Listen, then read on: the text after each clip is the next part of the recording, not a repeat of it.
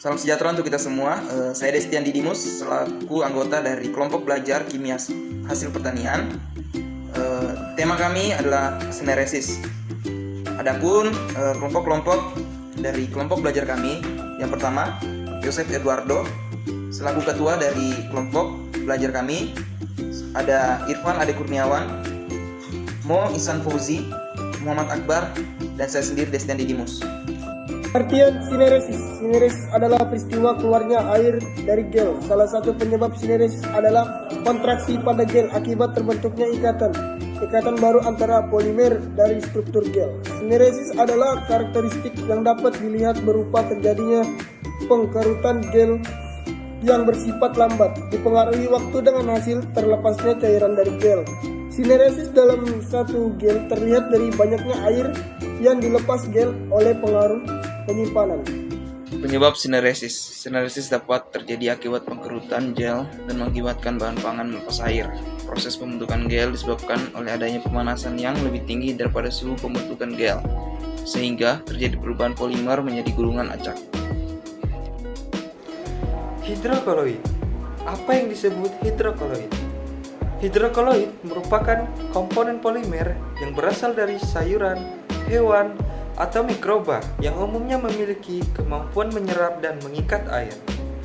Terdapat berbagai jenis hidrokoloid potensial yang dapat diekstrak dan dimanfaatkan sebagai bahan tambahan pangan dan non-pangan untuk meningkatkan kualitas produk.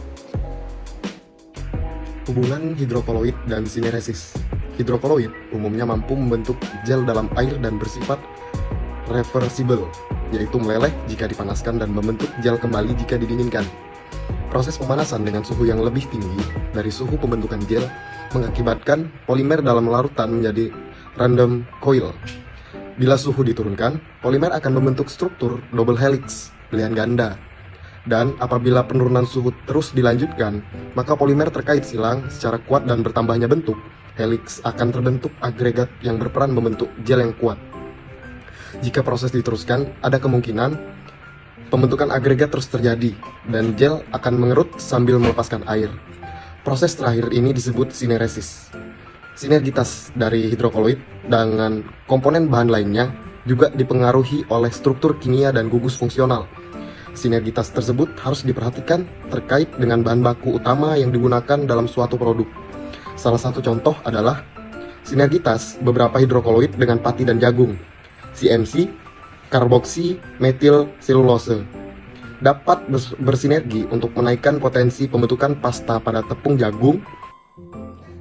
Hidrokoloid sebagai pengental.